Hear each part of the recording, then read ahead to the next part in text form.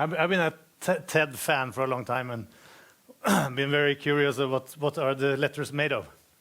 It's styrofoam. I tested it. Nice to be here with Ted and you and me. I just came up with that back of house 2 years ago, when I was still dreaming about doing this. I'm Norwegian from Gothenburg, already told, and I'm a designer working with 50 colleagues in a company in Gothenburg, and we are niched towards the hotel and restaurant business. Our design company is only designing hotels and restaurants around the world. And we have a very, very simple philosophy. And it's if you understand and believe and sign under that you are a part of the experience economy, then we believe it's really smart to do the script before you do the film. We're not doing films, we're doing hotels, but it's easy for people to understand, to put it that way. That's how we do it. And I also believe that a lot of books, school books on marketing are way too thick. There is something childish with a really good story. And we tend to kind of complicate things when we get older. I would like to give you a couple of examples to kind of emphasize the strength, I think, that could be released if you use the method. And first of all, I want to go back in time a little bit. This hunter, he is a brave man, and he managed to kill the mammoth after many, many days of starvation in the flock. And when they were grilling the mammoth around the fireplace in the evening and getting full, then everybody kind of looked at the hunter and with a question mark in their face, and nobody asked for the PowerPoint or the long presentation. They just wanted the shortly narrated and also exaggerated story about how he did it, because that's the mean of passing information on that we learned. We knew it even before that. This is an author from England, and he wrote a book. It's called Peter Pan, or the Boy Who Wouldn't Grow Up.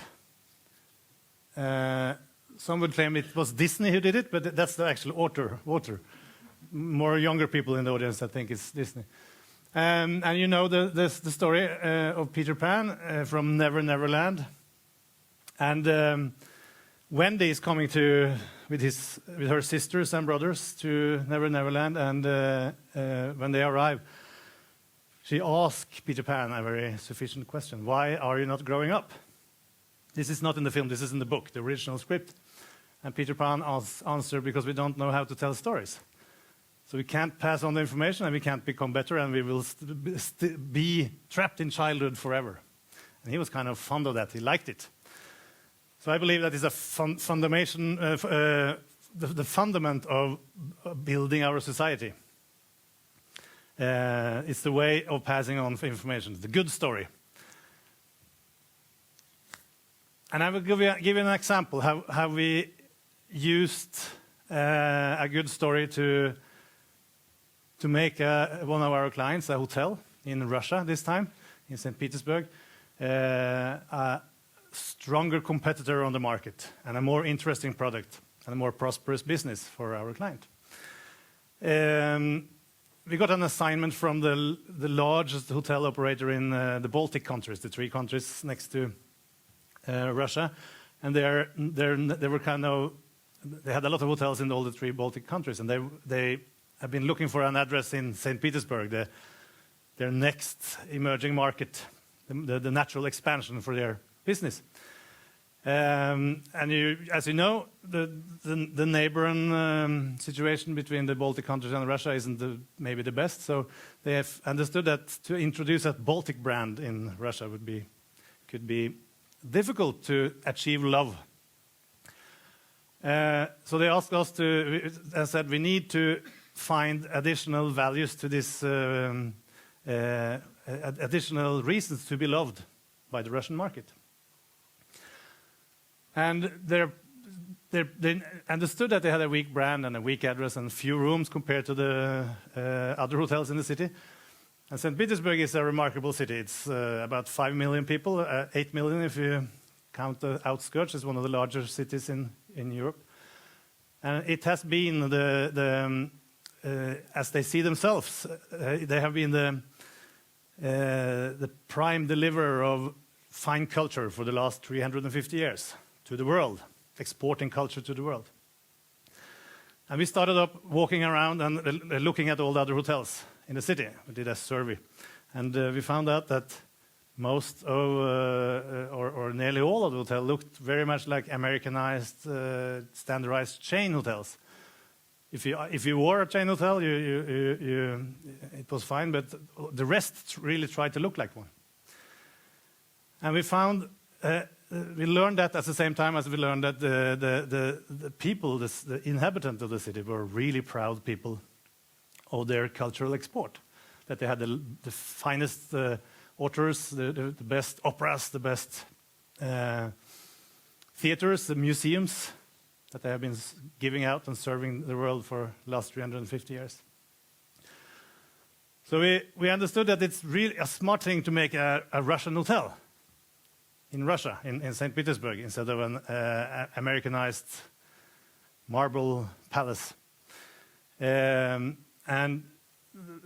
we tried to find a story, existing story, that this city already were proud of.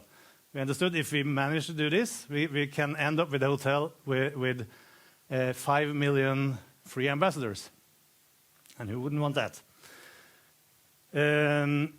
And we read an article in a newspaper that kind of changed the whole process when we were looking for the story. And it was a famous chef in the city who was interviewed by an American newspaper. And the last question in the interview was, what is the best guidebook for St. Petersburg? And he answered in a very Russian manner. He said, read Crime and Punishment by Fyodor Dostoyevsky.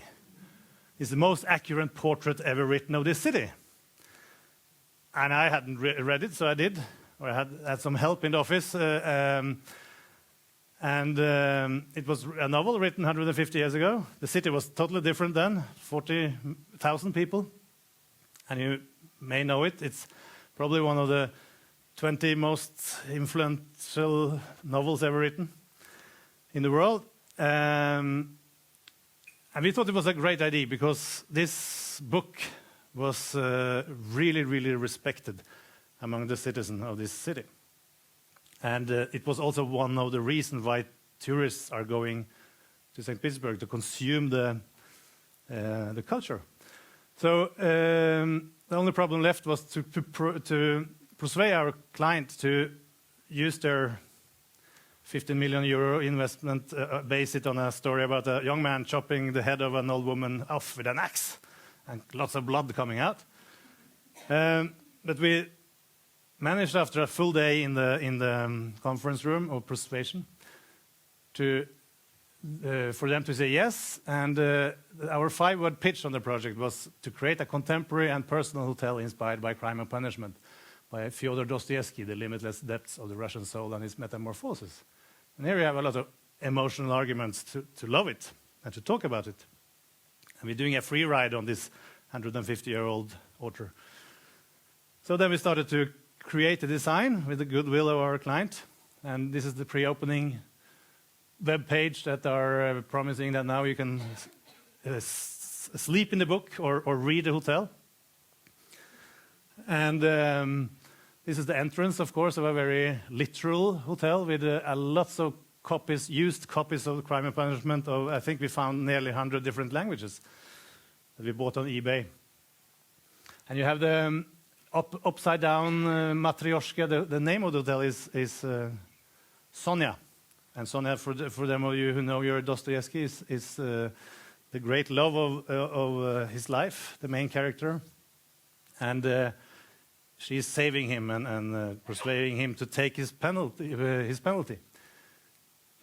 punishment. So, and the Sonia is there on the little underneath and holding up the whole world's problems on her shoulders. And we wanted to do a very Russian hotel in a new way.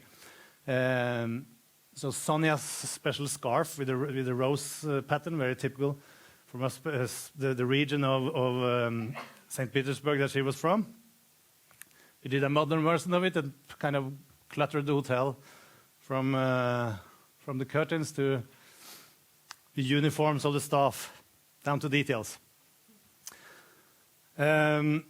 There is a very famous passage in the book who's talking about Raskolnikov, the main character, when he decides to do the crime, to kill the pawnbroker. And he walks feverish through the nights of St. Petersburg to do the crime. And this is the same route. And we went there in the night and took pictures and created the wallpapers in the corridors. You have the room 614 with the 14th sentence from the 6th chapter in Russian and English, so you can actually read passages from the book. And I can go on forever with the design of the hotel. Have we kind of the book is the script to take decisions on the design all the way.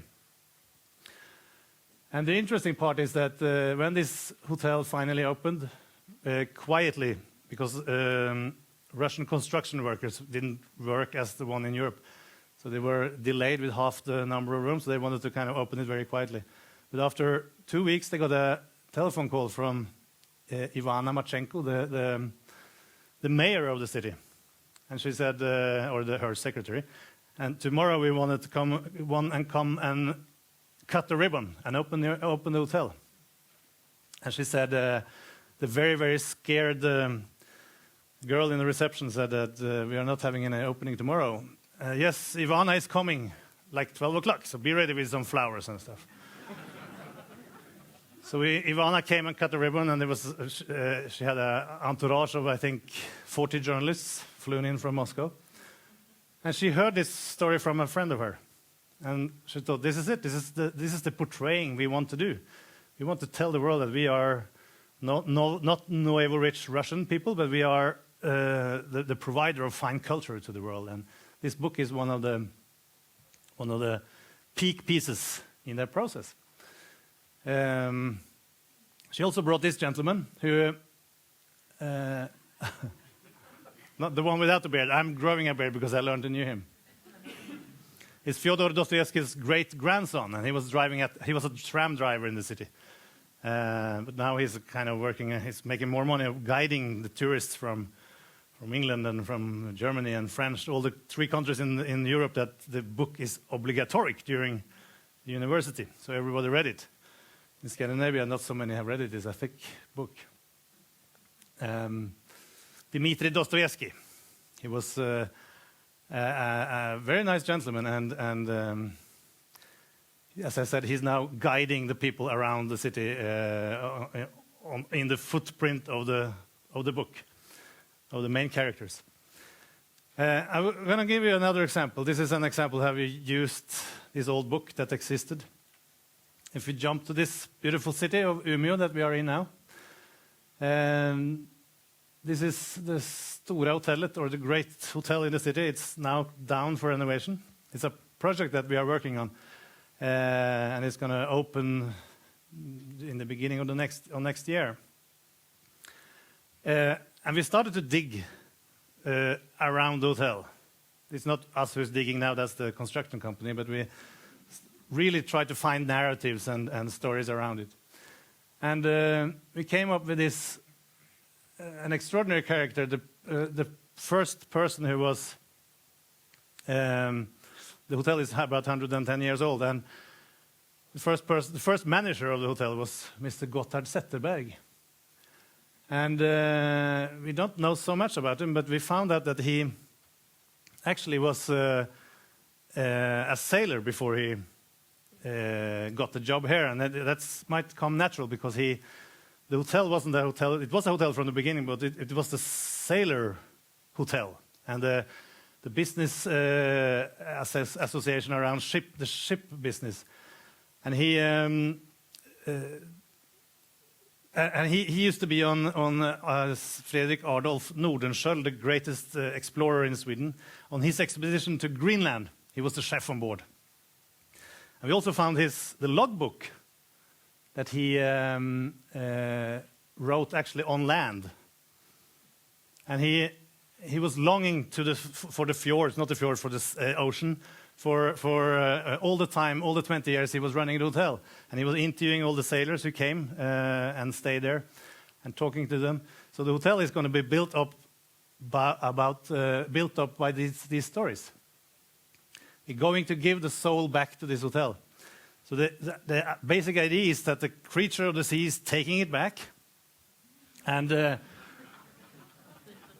working closely together with our creators, and then suddenly bring it back up again in a year's time, and infusing the DNA of this of its history to make it a more interesting hotel. And then you will end up with a traditional grand hotel, but with the DNA of its own history, which we believe that it's going to. Then it becomes a very interesting hotel with its true history revealed. These are some of the wallpapers designed, and some of the plates. And at the end, these are the three-dimensional prints that we're going to print on the doors, on the corridors. So you're going to really got to taste this salty feeling. And if you don't know it by now, this city has always been the business hub of all the natural resources of northern Sweden. That's why it's such a great shipping tradition here. And that was all. I had actually 200 more slides, but the time is up, I can see. Thank you very much.